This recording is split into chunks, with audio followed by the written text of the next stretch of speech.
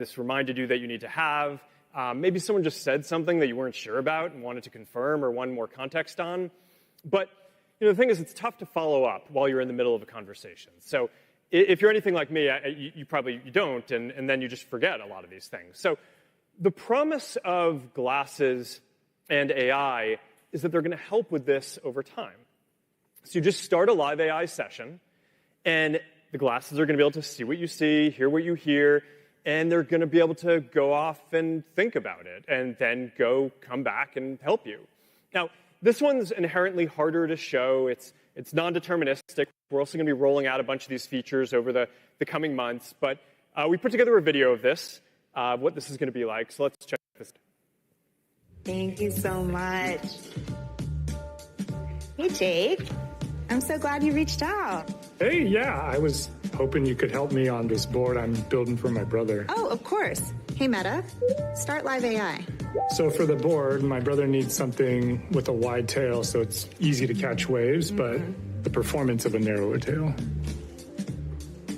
What about a swallowtail shape? Oh, that's great, yeah. But maybe 3 fins, that makes it easier to turn, right?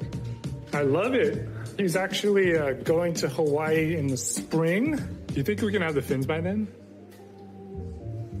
Actually, a few weeks ago, the supplier confirmed that the fins will be here in October. That's great news, but would it be too tight? I'll need to double check to be sure. Yeah, that would really help.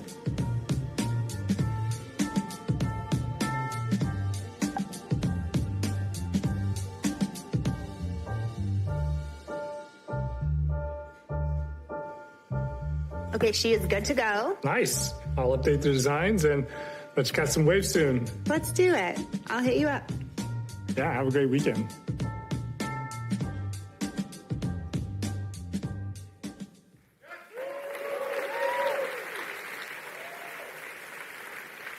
All right. So there you have it. This is the next chapter in the future of computing. And so we got Meta Ray-Ban display, our first AI glasses with high-resolution display, and the Meta Neural Band, the world's first mainstream neural interface. The glasses are going to come in 2 colors. They're going to come in black and sand. And they also all come with transition lenses, so that you can wear them indoors. They turn into sunglasses when you go outside. And you are going to be able to buy the set for $7.99 in stores, where you can get demos as well, on September 30th. All right. There you go.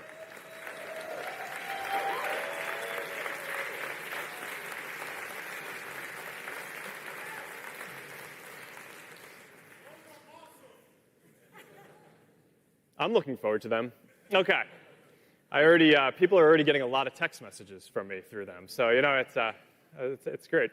Okay, so all in, this is our fall 2025 glasses line. We have got the next generation of Ray-Ban Meta, including our special edition. You've got the Oakley Meta Howdens that we released. You've got the Oakley Meta, and now you've got the Meta Ray-Ban display.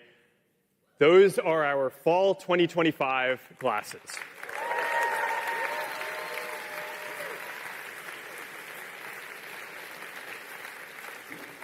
All right. Moving on. Now let's talk about the intersection between AI and virtual reality.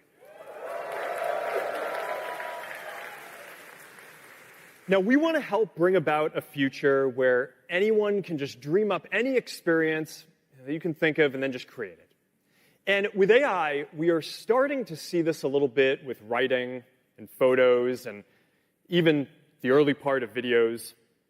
But pretty soon, I think that people are going to be able to create entirely new, immersive and interactive types of content. Whole worlds, games, characters, art, holograms that complement the physical objects around you. And this is a big deal because right now creating this kind of 3D and immersive and interactive content is really hard. But it takes a long time to create great virtual or augmented reality content, and that's one of the constraints that is holding back the ecosystem. But we're not far from being able to create this kind of content just as easily as you would prompt Meta AI today. And this, I think it's going to transform not just what's possible in virtual reality, but also the kind of content that you can get on glasses and the types of content that you see on social media in experiences like Facebook and Instagram in the future as well. So today, we're taking a few big steps in this direction. First, Meta Horizon Studio.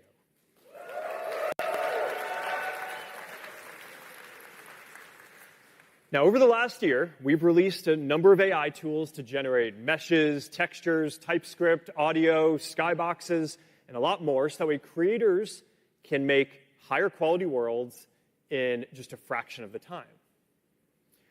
Soon, Meta Horizon Studio is going to include an agentic AI assistant that will stitch together all of these different tools and further speed up the creation process using just simple text prompts.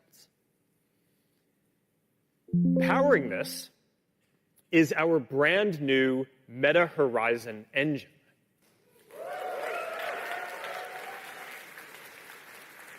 Now, this is a new engine that we have spent the last couple of years building from scratch to replace the Unity runtime, which is great, by the way, but it just wasn't built for this use case. This engine is fully optimized for bringing the metaverse to life. It is much faster performance and to load things, much better graphics, much easier to create with. Now you're going to be able to easily create infinite connected spaces that look way, way better with realistic physics and interaction.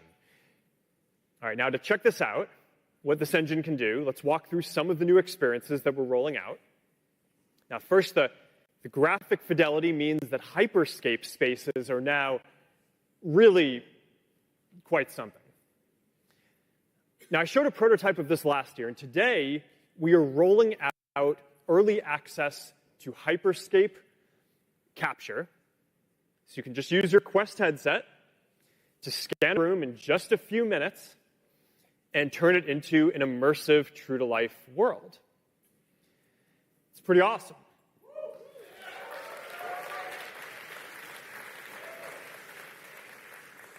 Now, eventually, you're going to be able to seamlessly blend Hyperscape and worlds into Horizon and have them all be connected too. All right, this is our new immersive home, rendered entirely in Meta Horizon engine. Visually, it is a big step from where we have been. There is no 8-bit Eiffel Tower here. You can customize your home. You can pin different apps to the wall. Like this Instagram app, it automatically renders your posts from creators and friends in 3D, which is pretty awesome. You can also jump straight from your home to a series of interconnected worlds. And the new engine makes it more than 4 times faster to load and render new worlds. So now it's just a few seconds, right? So it's more like loading a web page than loading an entire new game, which makes it a lot easier to create this interconnected metaverse. Horizon Engine also enables much greater concurrency and many more people to be in the same world at the same time. We now support 5 times as many people in the same world compared to the previous engine. So that's going to enable a lot of neat things. All right, so let's say that you want to head over to the new arena to see a concert, or if you're there right now, then you can be watching this Connect keynote live. And if you go in there, you're going to see a lot of people. They're live. Then you can interact with them. So anyway, all right, this is Meta Horizon Studio and Meta Horizon Engine, foundational infrastructure for the metaverse, and they're going to enable immersive and interactive worlds across all of our products, starting with virtual reality, and then one day coming to your glasses and coming to social media as well.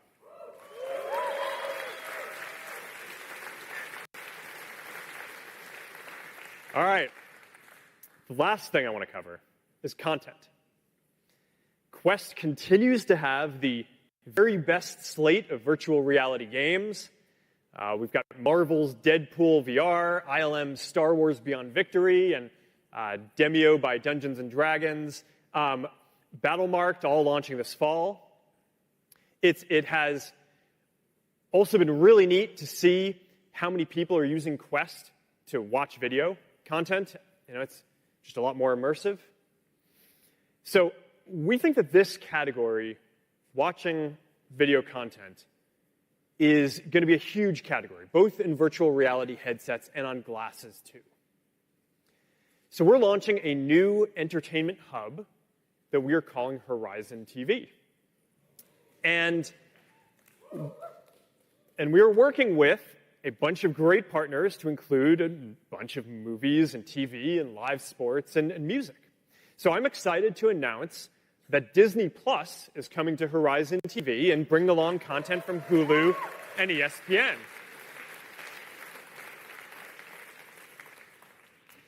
We're also partnering with Universal Studios, Universal Pictures, and iconic horror company Blumhouse.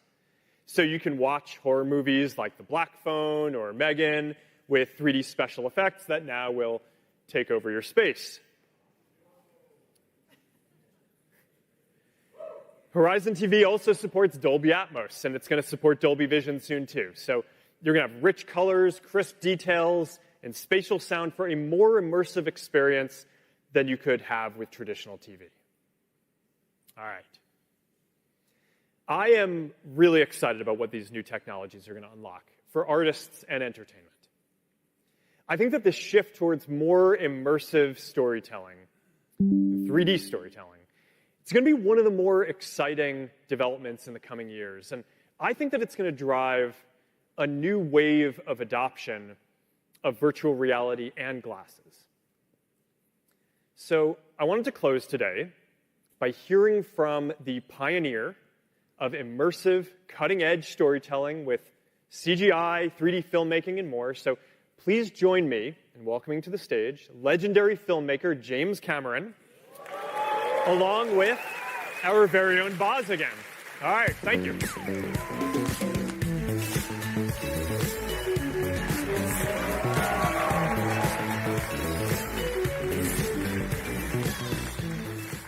All right, well, thank you, Mark. James Cameron really needs no introduction. I am going to try, out of respect. The most famous filmmaker, unprecedented hit rate in Hollywood, but also, and critically for our partnership, a real pioneer in technology, consistently pushing the technology he needs to fulfill his creative vision, as Mark said, whether that be in 3D, storytelling, or even building a submarine. He's done the whole range. So thank you for coming to Connect. We're so glad to have you. It's a huge honor. I mean, this is such a big day for you guys, and I'm glad you were able to squeeze me in. Appreciate it. Anytime, really. So you and I have talked a lot about your passion for 3D filmmaking, and it goes back a long ways, 2 decades, really. Mm-hmm. Talk to me about where that comes from, why you believe so strongly in this. I've spent my filmmaking career trying to really engage people, draw them in, get them involved in the story and the characters. I was first exposed to 3D filmmaking in 1998, I think, and it was massive film cameras. It was for a thing for Universal for a ride show. I thought, we got to be able to do this better. And then when digital cameras came along, I was a super early adopter. I think there was George Lucas and then me, and that was in 99, 2000. And I said, why can't we just slap 2 of these things side by side and make 3D, you know? Well, it turned out to be a lot more complicated than that. And so 25 years later, I'm pleased to say I've got a great 3D team, and we've made it all. We not only made my films, but we've made the 3D cameras available to a lot of other filmmakers doing concert films and sports for TV, which didn't last long, but and you know, lots of big movies, Ridley Scott, that sort of thing. I just love 3D personally. I love authoring in it. I love seeing the end result when it's done properly. And I think it's how we perceive the world. Why would we throw away 50% of our data, you know, and see everything through a single eye? It makes no sense to me. And I just see a future which I think can be enabled by the new, you know, devices that you have, the Quest series, and then some of the new stuff, hopefully, that's coming down the line, right? I think we're looking at a future that's a whole new distribution model where we can have theater-grade 3D, basically on your head. And one of the things that's interesting, you talked a lot about how, when we first met, you talked about how much the visual fidelity matters to you and the brightness of the screen and the fullness of the effect that you're getting from it. And for a long time, the headsets weren't there. They weren't even as good as TV, let alone, theater. Now we're seeing something different. And you've been able to put the headset on. And you've been working so hard now on Avatar, Fire and Ash coming in December. Right. You've gotten a chance to see some of these pieces in headset, and you had a pretty surprising reaction to me. You said that's how you thought it should be seen. It's interesting because I've been fighting so hard with movie theaters to get the brightness levels up, to install laser projection, but they're caught in an earlier paradigm. And, no business can survive being stuck in technology 15 years old. So, when I put on the Quest 3 and I saw some of my own content, which I knew because I have the sort of baseline calibration for that. I know what it's supposed to look like. And to see it at light levels beyond the SMPTE standard for theater projection. The very, very best you're going to see in a theater is 16-foot Lamberts. Most theaters are at 3-foot Lamberts, which is like nits, but it's the theater version of it. A lot of people out there Googling foot Lambert right now. Right? And so, and the Quest is at 30 foot Lambert's equivalent if you do the conversion from nits. And so that's an order of magnitude brighter, and the brightness gives you the dynamic range, it gives you the color space as it was meant to be, and that's so much more engaging. And the work that you guys have done in the Quest series to expand the field of view, to get the brightness, to get the spatial resolution, to me it's like being in my own private movie theater. I do think that's one of the reasons Horizon TV ends up being why it's happening now. It's always been kind of an idea, and we've always been about to do it. We never quite brought it together now, and I love the response that we got from the audience. Who knows? That's true. We just have never quite pulled it all together. And I think the difference is we finally have the displays to do it. We have something to offer here that even TV can't necessarily rival. Exactly. I mean, you mostly look at flat displays, phones, laptops, wall panels, all that sort of thing. This is going to be, I think, a new age because we experience the world in 3D. Our brains are wired for it. Our visual neurobiology is wired for it. And, we've been able to prove that there's more emotional engagement, there's more sense of presence. If you're going to watch a Blumhouse film, a horror film, your fight-flight reflex is more engaged, right? Hopefully, if you're watching a love story, you'll cry an extra tear or so. I don't know how measurable it is in hard metrics because it's a bit subjective, but I want to say maybe 20% more engagement, right? So my vision is a stereo ubiquity future where all of our feeds, our news, our entertainment content, our live stuff, sports, of course, right? And you guys have been writing some amazing UIs for sports. Am I supposed to talk? I can't talk about that. Okay. Anyway, the point is, it's all this. Can't take this guy anywhere. This stuff is not. Okay. Nobody in this room can say a word, okay? And I trust you guys. But it's all imminent. This is not something that's pie in the sky down the line. And so I think our task, the reason that we've partnered, and it's under, if I can say it, it's under Bob Morgan and Content and Sarah Melkin. And our gig right now, it's there. Yeah, there they are. Yeah. Our gig right now is to get other filmmakers and showrunners, because, by the way, I think episodic television, short form, long form, I think that's the low-hanging fruit that people have historically ignored because so much 3D content was just made for movies. I'm not talking about Avatar. I can't make movies fast enough to feed this pipeline. What we do at Lightstorm Vision, my 3D company, is we build cameras and systems and networking and tools to to supply to other filmmakers. To generously help. For only a small fee. A small fee. Other filmmakers and showrunners and broadcasters and so on, to be able to create this avalanche of content that there will be an enormous demand for. And this is the thing that I think is underappreciated. You are driving down over time the cost that it's going to take to build these kinds of productions, so it can be done much more conventionally. It used to be an incredible. You know, when you're doing the first Avatar, It's a bad example. it's just cutting edge. Everything is hard. Everything is expensive. And Yeah. you're trying to bring it into conventional productions so that people doing any kind of production are able to bring this content, this rich of an experience to their audience who wants to invest in it. Sure, and it's not only just bringing down the hardware, but it's making the hardware smarter. There's a lot of software solutions and downstream digital solutions and so on.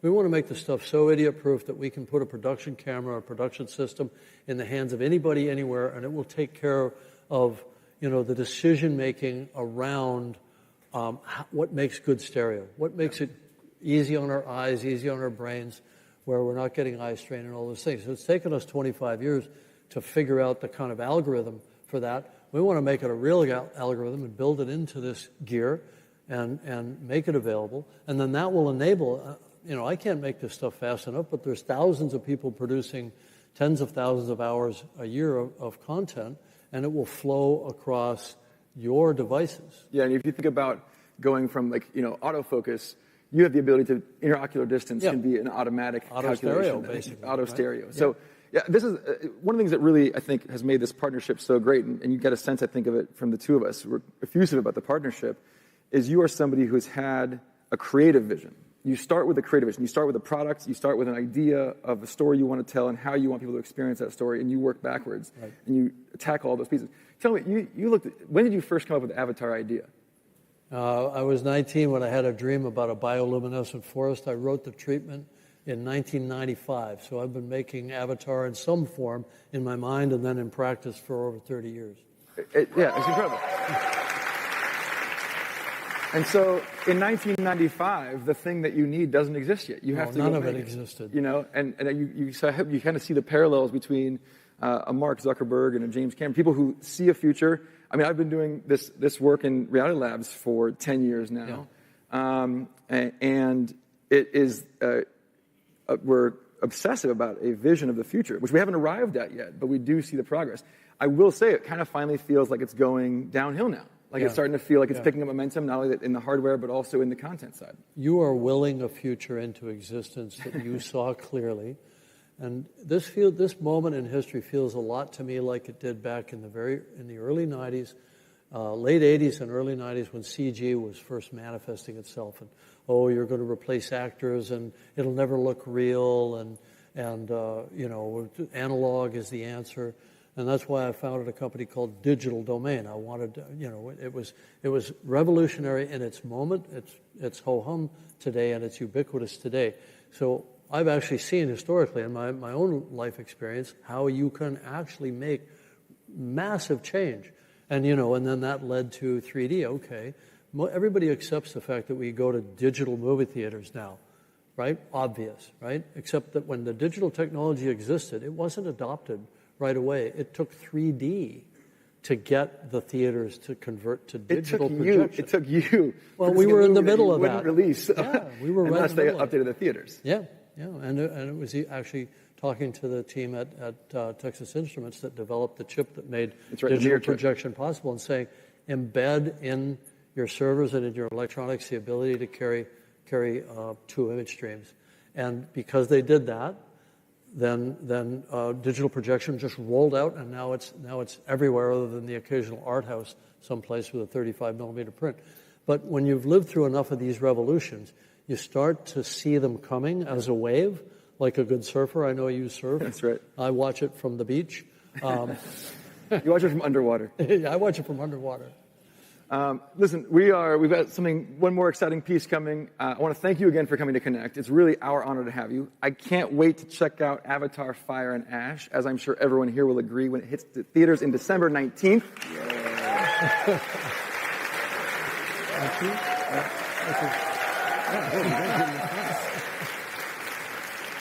And as a special surprise, we have an exclusive, never-before-seen, stunning 3D clip from Avatar Fire and Ash for everyone to check out in demo stations here for attendees and available on all MetaQuest devices in Horizon TV for a limited viewing window. So thank you all. Thank you, James. And trust the process. This is all going to be very exciting.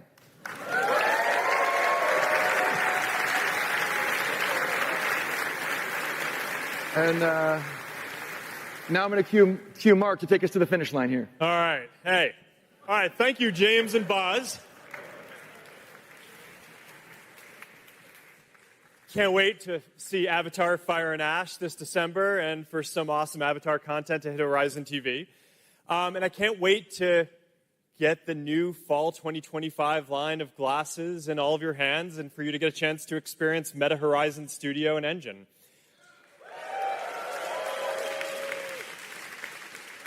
One last live demo. I don't learn. All right. We've got an after party over at Meta's Classic Campus. Diplo is going to play. Please join me in welcoming Diplo. How are you doing? Good. All right, so everyone knows you're a legendary DJ, but people are also starting to learn that you're a big runner, and you've got the whole Diplo Run Club. Exactly. So what do you think? Should we run over to ready for a Classic run right now? Campus and take these things for a spin? Absolutely. All right, let's do it. Meta, play Be Right There. From Spotify, here's Be Right There by Diplo.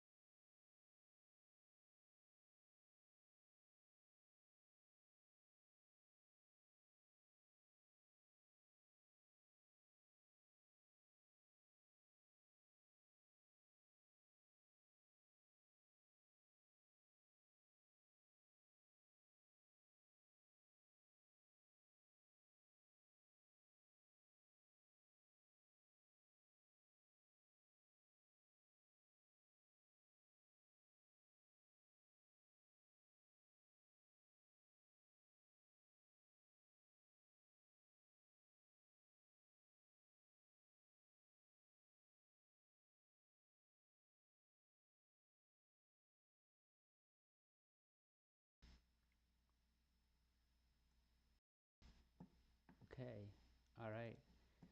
Volume is fixed. Cool. So, Meta has come out with their own glasses, which is pretty neat here. You can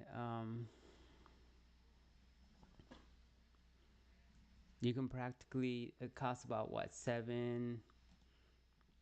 it cost about $779.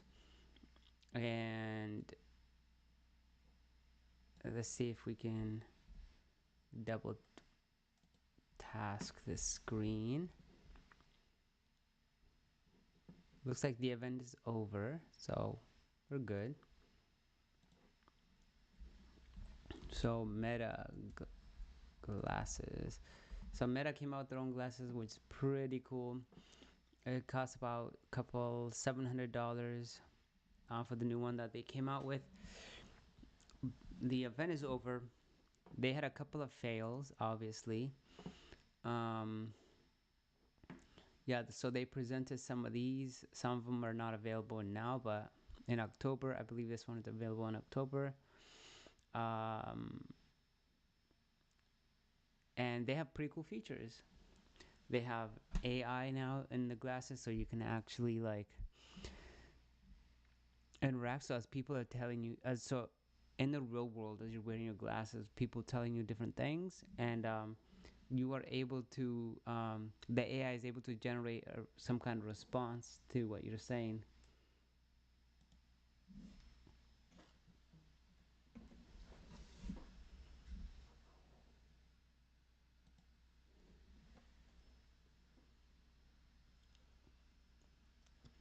Um, so let's see. So they got their iconic style meets meta AI. Push your limits. This one is for more like sporty. It's got slow motion, and it's about $799. This one, I don't know what this one is specifically intelligent. So this one has like in-lens AI. So a couple things you can do is you can do video calls, and let's look at it. So with this one, see more without ever looking away. Pretty cool.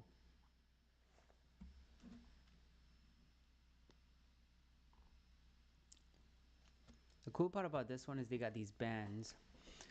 Introducing the first AI glasses with a private in-lens display and on-wrist control. So you can control like picking up the phone without even having to lift it, well, not lift a finger, but without saying a word. You can also send text message. The power is in your hands. Worn on the wrist, Meta Neural Band enables you to navigate Meta Ray Ban display with gesture to intuitive. So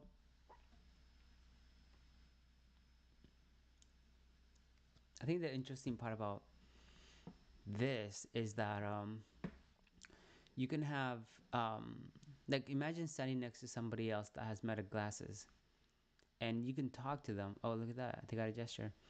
And you can talk to them by just because you both have the Meta glasses, and you can accept like different messages from people around you, just like Apple does with their AirDrops.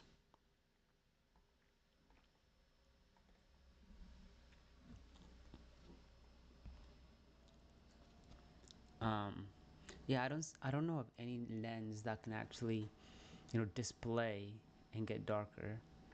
The private in-lens display appears at your command and is seamlessly integrated into the transition lens that automatically adjusts to light. So imagine you're looking at something without, you can just say whatever you want. You can start writing stuff, and it understands what you're writing. Imagine when you're talking to people, you don't remember their name in detail, what they're saying, but then you can go home and say, hey, summarize my conversation, what I looked at today, and it does. And also, if you want to make, names to faces, it's a good way to do it. Yeah, I don't have to really remember names. So this is what, $800 glasses. Pretty cool. I think it's definitely the future, and it makes me think: is Meta like the future of AI? Cause there's no company that I know that is really doing this. There's smaller companies, but they obviously are just burning money. Meta can burn money, but in hundreds of billions of dollars, but make that back easily.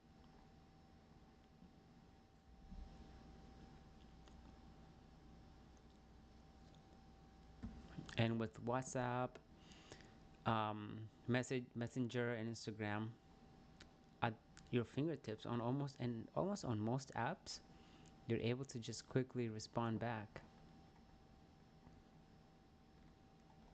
Pretty cool. So I think right off of this, I want to transition into like, could these kinds of screen kind of replace the future of work and how we do things? Let's see what this guy does. I think this could kind of show, could these glasses really replace, computers at your desktop, and you can just wear the glasses and not have these computers and a screen sitting in front of you. So you can be in an airport, you can be in your bed, you can be at a park and be able to do your work. Replacing all my screens with the Viture Pro XR glasses to see if they really are the future. I'm using them for everything, at home, in public, for work, entertainment, and more. Let's see how they hold up. Setting up your laptop with these glasses are very simple. You just need to plug in the USB-C cable into the MacBook and attach the magnetic end to the glasses. You can either extend it as a separate display, or you can have it mirror your laptop screen. Obviously, I can't show exactly what the experience is like in the video, but I'll try my best to mimic what the experience is like. Before we dive deeper into the glasses, Viture did send these glasses to me for review, but I've been testing them out like I would with any other tech product, so you're getting my honest thoughts here. These glasses provide you with a 135-inch, 120Hz Full HD display. This is my very scientific way of verifying 135-inch display. All right, so there's my TV, and I'm gonna watch something through the glasses. All right, so the screen it goes almost up to, almost to where my desk is. Let me see if I can visualize that. It's definitely way bigger than my 55-inch TV, so. The display can get really bright, so I actually use it at a minimum brightness, and most of the time it's more than enough, but if you're in a situation where you want it to be cranked up to full brightness, you have that option as well. The micro OLED panel really shine with videos showing all the details, and although I'm not nearsighted, the myopia. It is kind of cool because I gotta say something here. So there are people with different eye problems. So imagine now, like, you can sell these glasses and you can adjust it for your eye level. And so if you're not 20/20, they say you have really bad sight, then you can adjust the glasses and really just kind of becomes like a standard glasses. Anybody with any vision limitations can actually wear it. Pretty impressive. And I like the fact that it's kind of see-through. Everything looks very great on the display. I did notice some blurriness on the very outer edges for small text when I'm working with emails or scripts on Notion, but it's not a deal breaker though. I just need to really shift my focus to those outer edges to make them clear again. The right leg of the glasses tend to get pretty warm when using them for a while, probably because that's where most of the hardware is, but I want to make it clear that it has never actually bothered me when I'm using the glasses. I only noticed it when I'm taking off the glasses and I'm physically touching the legs. After a few hours of work, I usually take a break to get some lunch, and I'm usually watching something while I'm eating, and I was a little bit worried that the glasses will get in the way when I'm trying to eat food, but surprisingly, the glasses head tracking display made it very easy to watch a video while eating, with just enough space between the glasses and my eyes to look down to know exactly where my food is, so I'm not dropping it everywhere. Okay, I'm at a library, and I'm gonna try to use the glasses right now.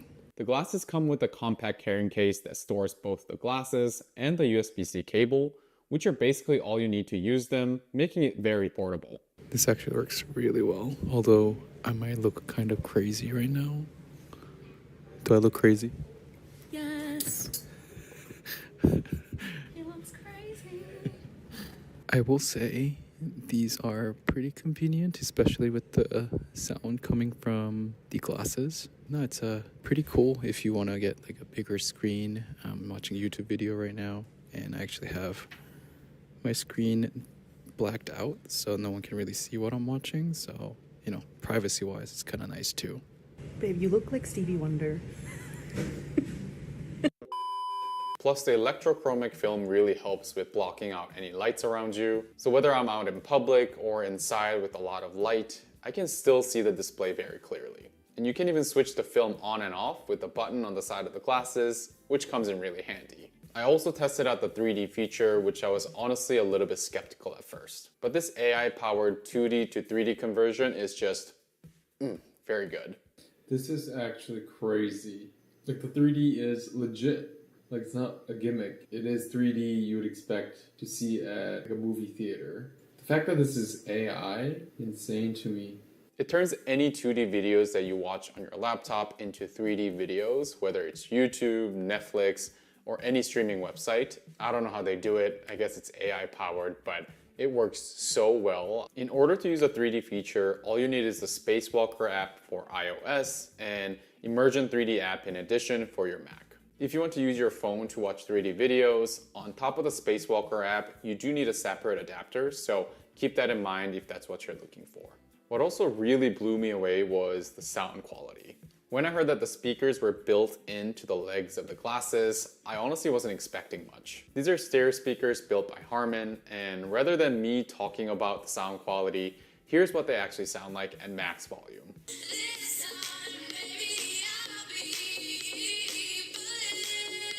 I mean, for speakers that are built into the legs of the glasses, they provide a much more immersive and private viewing experience. And if you are wondering about the fit of the glasses, Feature actually provides 4 different nose pads, so you can adjust them for a better fit. As you can see, mine sit a little bit high, but if you want, you can get it closer to your nose, but this was the most comfortable option for me. Coming back to the Spacewalker app, if you want to boost more productivity using these glasses, the Spacewalker app on Mac lets you set up virtual monitors. This is what I'm talking about. I think this is pretty cool where you can have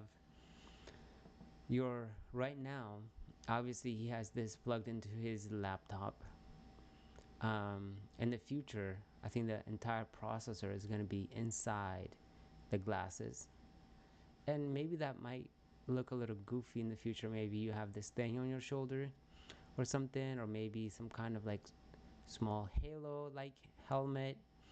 I don't know what that looks like, but with AI, I think we're gonna be able to get to the point of not having a laptop with us, and having to plug in the headphone into the laptop for it to work.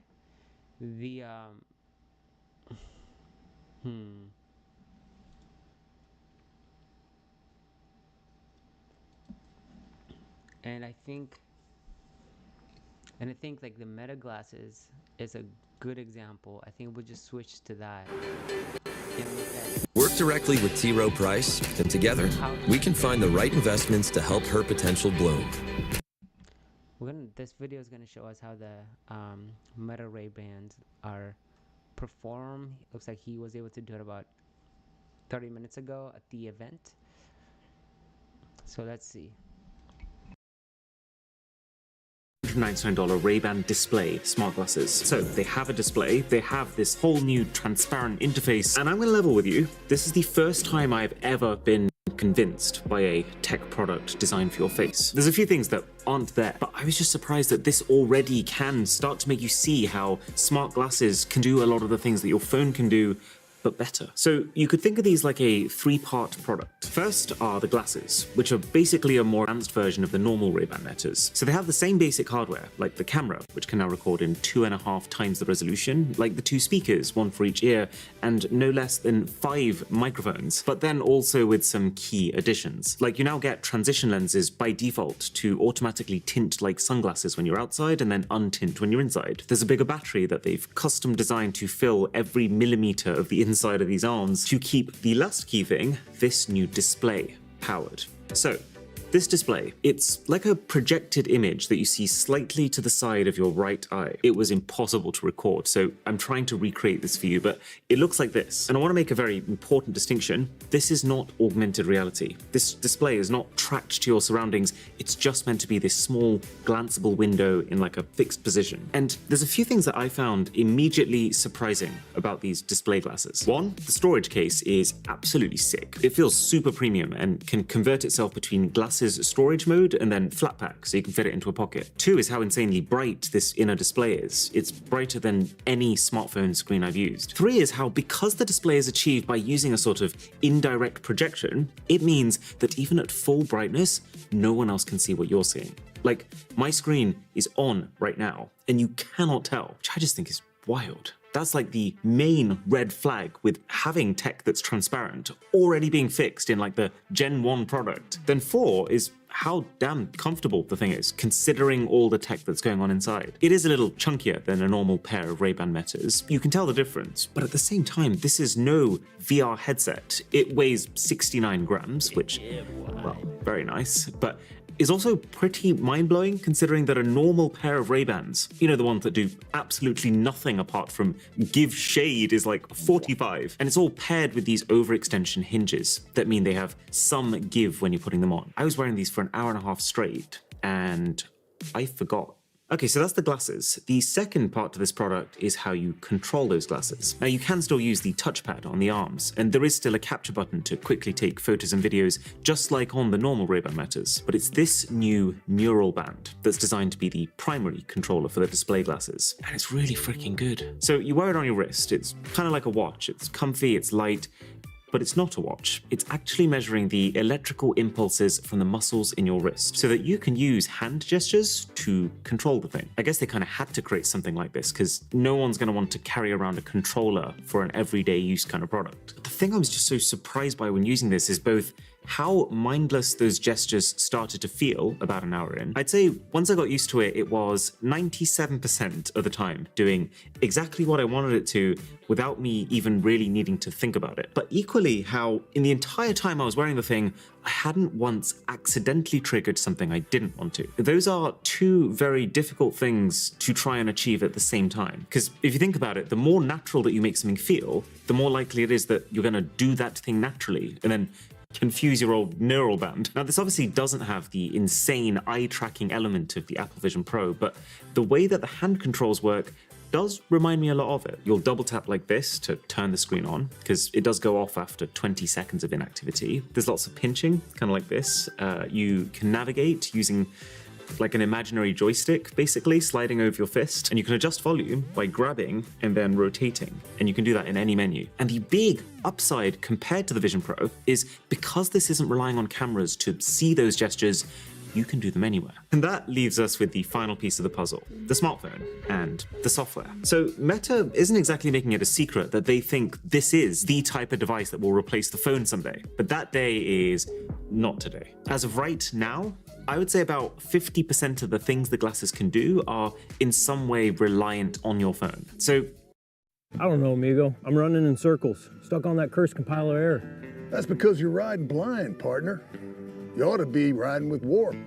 It indexes your whole code base across every repo in real time. It's like it knows the lay of your land better than you do. Even that tangled cactus patch code? Even the code your Weasley ranch hand wrote. What was that? I don't know. We should get out of here.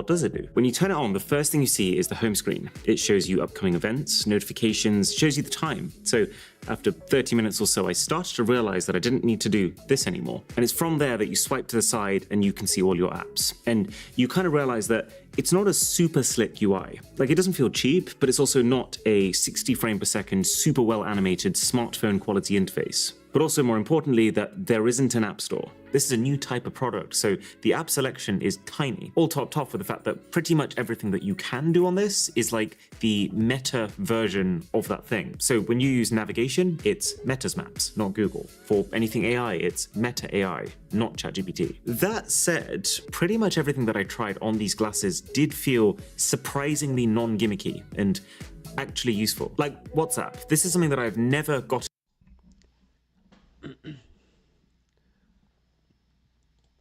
I think that is one pretty cool part of Meta, is that they have an entire ecosystem that allows the company to allows their users to be able to interface with, and they don't have to go anywhere else for them to be able to do what they would do in real life. Message people, use their favorite apps. In the future, that hopefully that becomes like a non-issue, but the fact that they have their own like ecosystem is it's a good way to keep their users from going to other systems. Now, there are millions of apps, thousands of apps that people use, and it's going to be important that users are able to swap between uh, different types of applications, TikTok or X or just a regular like Google search, or even allowing them to use Gemini. Maybe they don't even have to use Gemini. They can just stay on Meta for a lot of that AI feature. But the fact that they are adding the wristband, for example, is a great add to the to what Meta wants to do. There are other companies out there, that sell the watch, the glasses, and this automatically just allows the company to build onto the features. For example, the fact that Apple has their Apple Watch, users can just get onto the Apple Watch and automatically be able to make calls and everything else. Might be a good way to integrate the Apple Watch with Apple glasses, and that might give them an extra boost in the way they can users can interact, and some kind of better technology with that combination of the Apple Watch and the Apple glasses. But for now, like I've noticed that Meta doesn't really have Meta Watch. I don't think. They have a lot of Meta products, but not too many. They have the Quest and all these different things, but they need some kind of watch. I think this is going to allow them to boost their boost their technological advancements, specifically in AI, and the users don't have to the users will not have to I think it would just improve the overall experience for the users. Used to using on my watch or really anything but my phone, but different ballgame with the glasses. First of all, this display now means it's pretty easy to read most messages in full once you've clicked into them, and you can open links. So I was catching up with a reel that someone sent me, and it was actually very watchable. Remember, without lifting a finger. Then there are 4 key ways to respond. You can either send a voice note or dictate, and the dictation, I guess because you have the microphone strapped to your face, is phenomenally good, like much better than when you try to use a phone, and definitely better than using a watch. I was even whispering and it was picking up every word and placing every bit of grammar in just the right place. You can choose one of the pre-made responses, like I'm here. The last one is the most interesting because you can write. This is in beta right now, but you can literally write on your leg 1 letter at a time, either with your finger or even as if you're holding a pen, whichever you prefer. And it sounds ridiculous, but it works reliably enough that I could actually see if you're in a meeting and you couldn't talk, you would still be able to use this to scribble up a quick, I'll be back at 7, or feed cat please from under the table. Then I tried captions, which was also insane. So you look at someone and your glasses will use this 5 microphone array to know what sound is coming from where and completely isolate just what the person you're looking at is saying, to be able to give you real-time subtitles. I tried this with some music on in the background over here. I tried it with someone else talking next to me on this side, and managed to completely ignore both of them and just pick up the one person's speech in front of me, while being almost instant. Like before they've said the next word, you can see the last one. But then it also goes up one more level because the same tech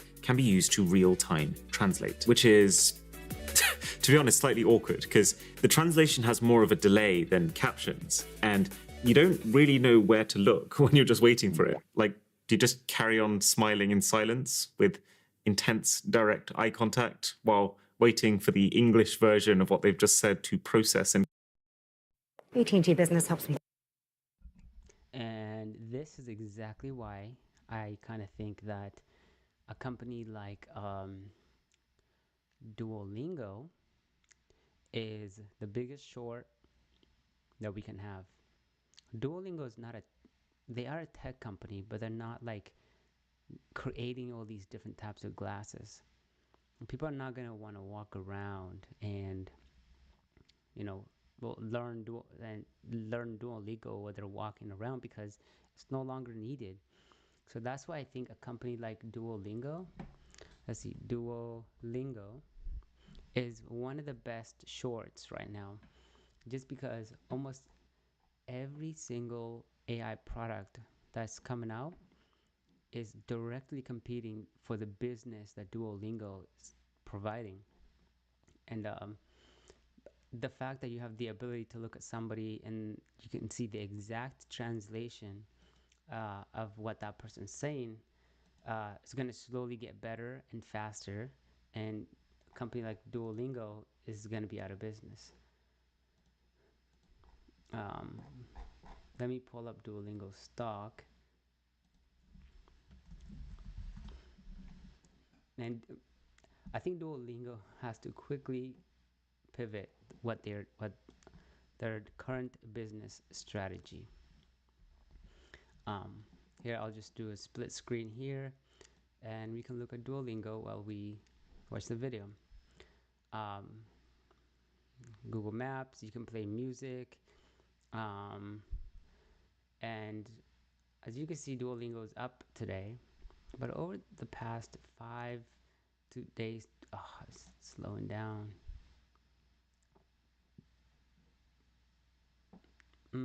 My computer can't handle all this streaming and everything else, but Duolingo is one of the biggest shorts because they're created for people to be able to learn a language, not even actually learn a language, because Duolingo doesn't even teach you a language. What it does is it gives you, words to learn.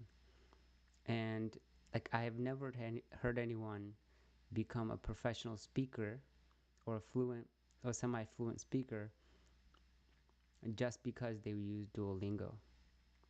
Now imagine this. Imagine having one of these, glasses that is created by, Meta, and you're walking around and learning exactly what Duolingo. Oh, my computer can't. Let's see if we can get the translation.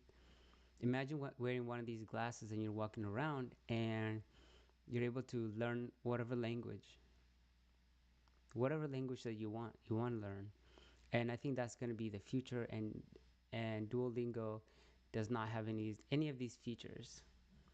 So I don't know, like, I was looking at to short. I don't ever short companies, but I was looking to short Duolingo at like $330.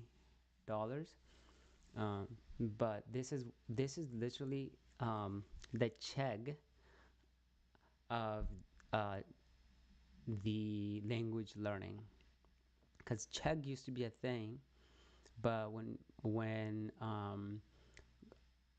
OpenAI came out with this feature where you can quickly take a picture of whatever you're looking at and have the ability to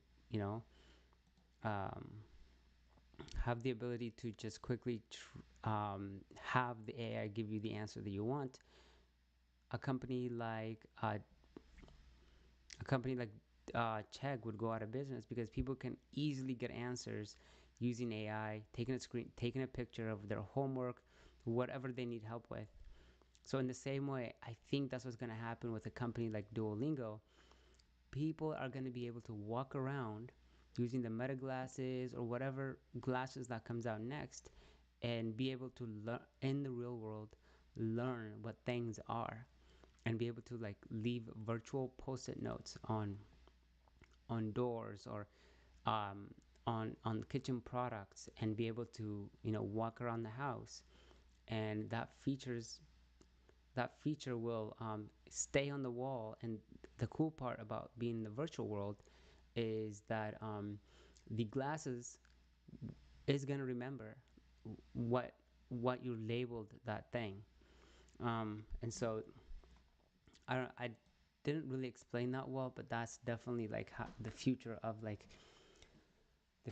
how learning is going to be done. And it's not going to be it's not going to be with Duolingo. So let's move on to, let's close all this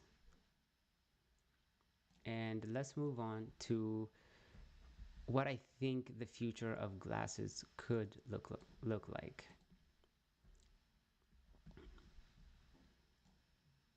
Let's make this smaller. So the future of laptops, I think, is going to look something like this. So obviously, in the beginning, we had these huge computers that one, they were really expensive and were really slow. Then we went into these huge laptops. Apple came out with a thin laptop, and then over time they got thinner. They have more capabilities. Now they're going into the glasses. But in the future, I think we're going to get into a stage where we no longer need screens, and all you need is a keyboard. So here's a good example. Put on the glasses, boom, your screen is in front of you, and you're going to be able to do whatever you want to using the glasses.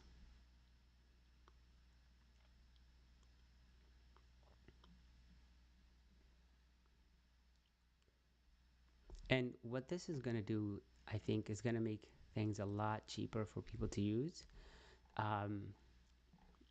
This is going to make... When you want to turn vision into action. When you want to do more, much more than just play.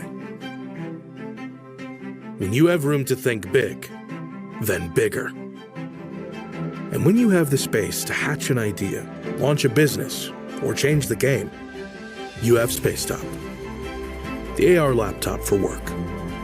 The game changer for game changers. When you want to turn... So I think that's how things are going to start looking like. It's going to be a keyboard and glasses. It's all it's going to take for you to start being able to function and do your work on the daily without having to spend, thousands of dollars to get a laptop. Obviously, I feel like this is the beginning of how technology is advancing, and a lot of people are not really ready for it, and the companies like Apple that sell laptops are gonna have to adjust, and that's why I think like Meta could be one of the best stocks, one of the best AI stocks in the world. It should be like in the trillions of dollars. Right now it is, I think the market cap's about maybe $2 to $3 trillion. But in the future, I think it's going to be even larger. So Meta, let's look at Meta, and let's look at the market cap of Meta.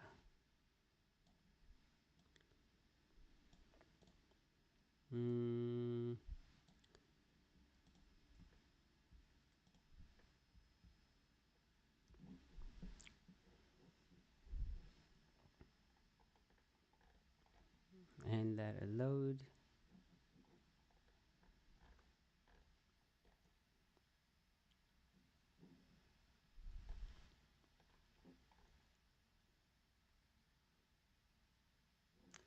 So Meta is about 1.24 approximately. That's the market cap of Meta.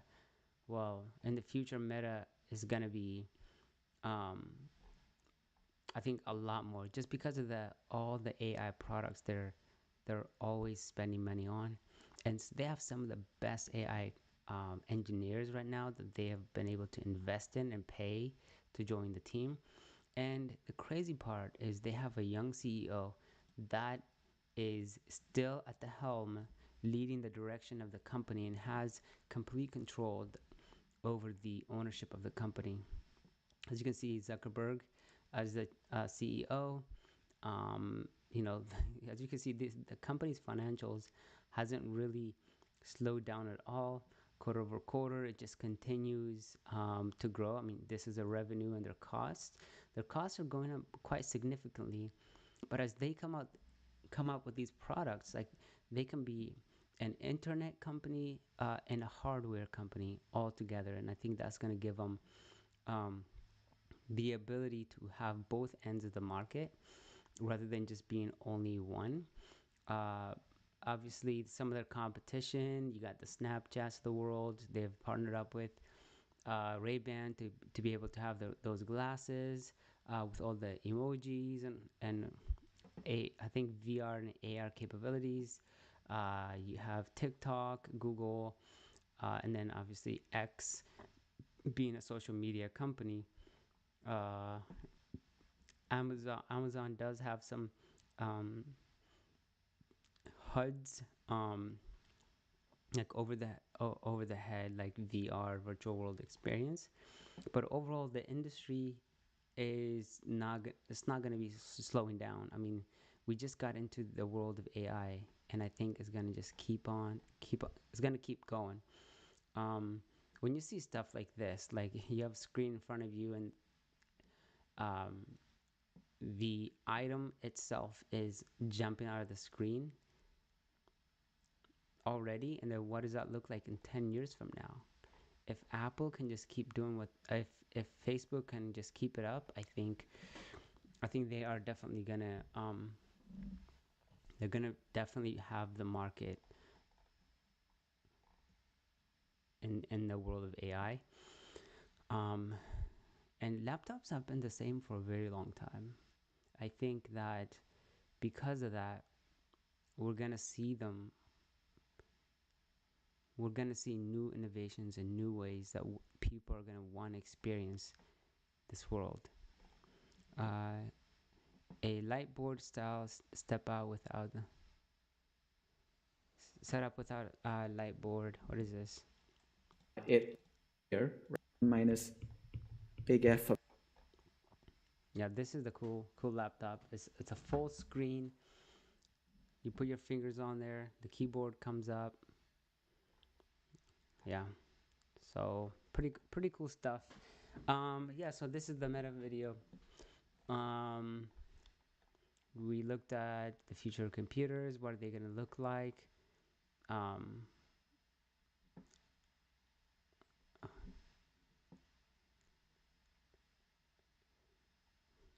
Laptops with a built-in printer. Yeah, laptops have just been the same for too long, and this is the kind of stuff I think that's kind, like for example, this guy has the wristband, and this is where I think company like Apple could do very well, is if they're able to somehow get their Apple Watch to integrate with their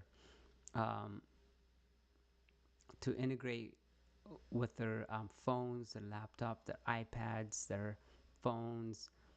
I think Apple could do very, very well. So Meta recently, they came out with a band, and I think that band is going to be a key feature that's going to really support their AI development. And I think the interesting part is like this. Why is that guy even typing? I think the future of typing is going to be speaking. There's going to be a lot less typing. Tech burrito.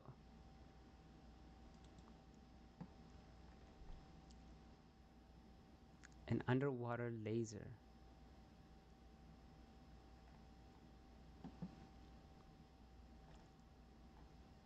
Pretty cool.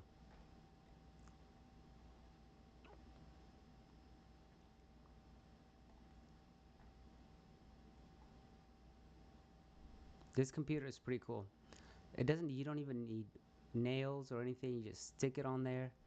You twist a couple of things, and it just sticks to the wall, stays right in the wall. Like, why are we still making holes and all these different things?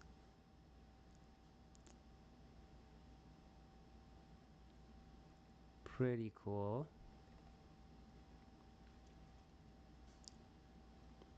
Motorola reveals flexible smartphone MWC24 that bends.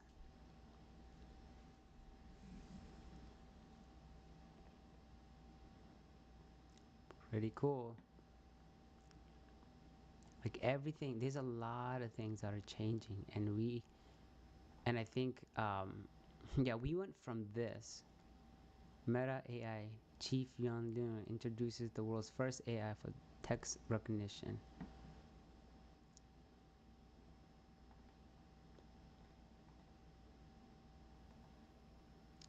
I mean, we've seen the world, I think, rapidly change over the course of, a couple of years. And I think with technology and combination of AI, things are going to move even much faster than they are right now. So pretty cool. Let's see. Meta event. Let's just go ahead and recap. Look at some of the things that they were able to show. Yeah, they had unfortunately 2 different fails. Second fail of Meta Connect.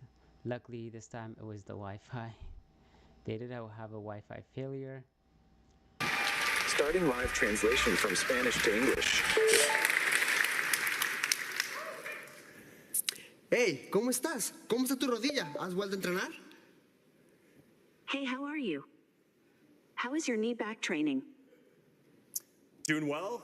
Knee is doing well. It feels strong. I'm ramping up training. How are you doing? Are you getting ready for your next fight? Haciendo bien.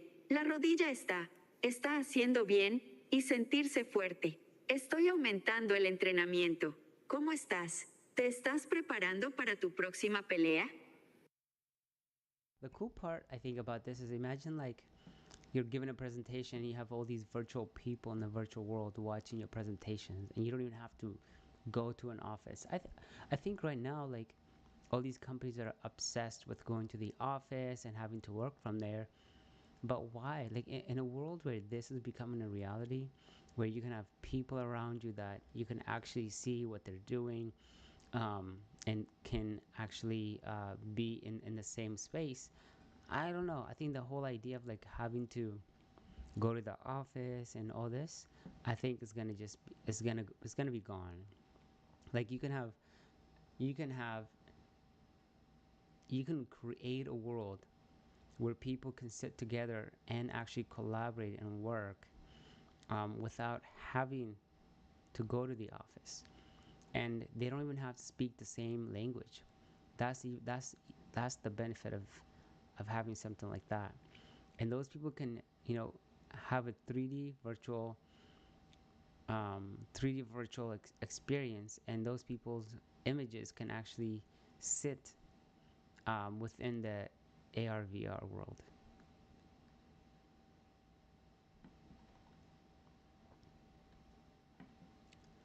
Yeah, this failed. They were trying to make the AI have the AI help them make some food, but to see what to combine, but the AI kept failing. So they had brutal failures here. Here it is. This is the cool part here, where you can see people just like walking around, probably talking to each other, watching the whole event in VR, which is pretty neat. Pretty awesome.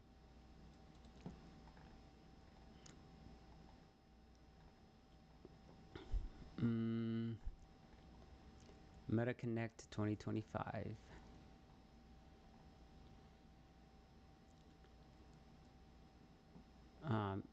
Live event are printing millions. Here's how you can. What the heck? Alright, well, that's about it.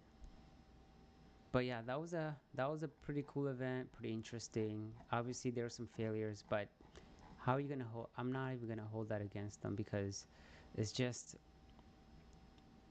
part of the game. They're gonna slowly develop, and I think AI becoming just the most recent thing is gonna keep improving. All right, cool. Well, thanks so much for joining me. If anybody's here, if you did, make sure you subscribe, and leave a comment. Let me know what videos you want me to react to. Without that.